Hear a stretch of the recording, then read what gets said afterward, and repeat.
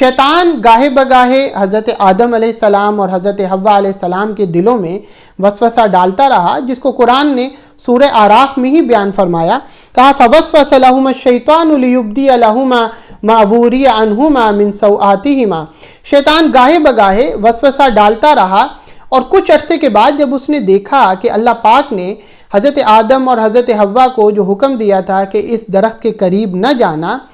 وہ جو حکم ہے اب اس پر ایک اور خواہش ہے جس کا غلبہ ہو گیا ہے ان کے دل میں۔ وہ غلبہ کیا تھا، وہ خواہش کیا تھی جو ہر لمحے وہ سوچا کرتے تھے؟ وہ یہ کہ جب وہ حضرت آدم علیہ السلام جنت میں اور حضرت حوا علیہ السلام جنت میں اللہ پاک کے قرب میں رہے، اس کی انوار و تجلیات دیکھیں، تو یہ خواہش پیدا ہو گئی کہ کوئی سبیل نکل آئے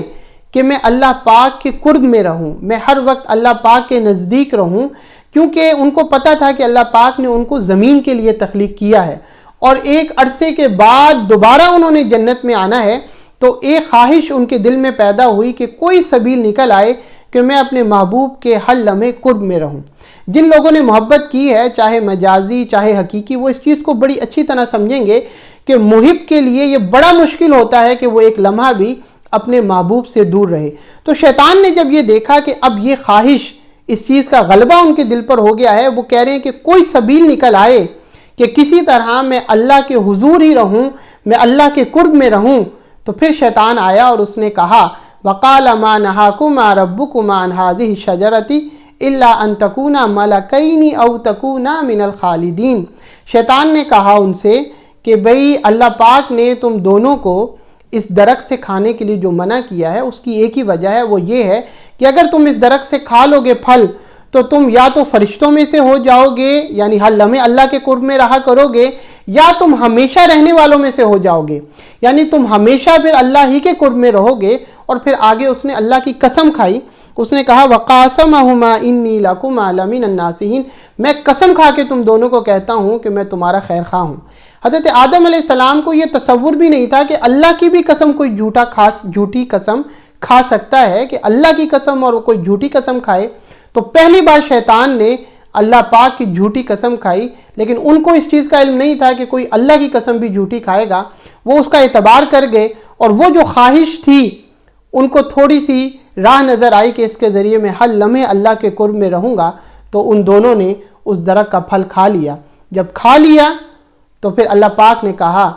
ان دونوں سے کہ میں نے تمہیں منع نہیں کیا تھا کہ تم نے اس درخت کا پھل نہیں کھانا، اس درخت کے پھل کے قریب نہیں جانا۔ تو آگے سے اب یہاں پہ فرق ظاہر ہوتا ہے شیطان کا اور آدم علیہ السلام کا، شیطان کا اور انسان کا۔ شیطان کو بھی اللہ تعالیٰ نے کہا تھا کہ بھئی تو نے سجدہ کیوں نہیں کیا، تو اس نے آگے دلائل دینا شروع کر دیے کہ میں اس سے بہتر ہوں، مجھے تو نے آگ سے پیدا کیا، اس کو تو نے مٹی سے پیدا کیا۔ لیکن جب اللہ پاک نے حضرت آدم علیہ السلام سے کہا کہ بھئی میں نے تم دونوں کو منع نہیں کیا تھا کہ تم نے اس درخت کے قریب نہیں جانا، اس درخت کا پھل نہیں کھانا، تو آگے سے اور یہ بھی فرما دیا تھا وَأَقُلْ لَكُمَا إِنَّ الشَّيْطَانَ لَكُمَا عَدُوٌّ مُّبِينٌ۔ اللہ پاک نے فرمایا میں نے تمہیں اس چیز سے بھی آگاہ کر دیا تھا کہ شیطان تمہارا کھلا دشمن ہے۔ تو شیطان نے آگے سے آرگیو کیا تھا، لیکن آدم علیہ السلام نے آگے ہاتھ جوڑ دیے، فرمایا قَالَا رَبَّنَا ظَلَمْنَا أَنفُسَنَا وَإِن لَّمْ تَغْفِرْ لَنَا وَتَرْحَمْنَا لَنَكُونَنَّ مِنَ الْخَاسِرِينَ۔ انہوں نے کہا کہ مولا غلطی ہو گئی ہے، اور دونوں نے، حضرت آدم نے اور حضرت حوا نے، دونوں نے کہا اللہ پاک سے کہ مولا ہم نے اپنی جانوں پر ظلم کر لیا ہے، اگر تو نے ہمیں معاف نہ کیا اور ہم پر رحم نہ فرمایا تو ہم خسارہ پانے والوں میں سے ہو جائیں گے۔ تو اللہ پاک نے یہ عادت دیکھی، عاجزی کی اور معافی کی۔ اللہ تو توبہ قبول فرمانے والا ہے، تو اللہ پاک نے ان کی توبہ قبول فرمائی۔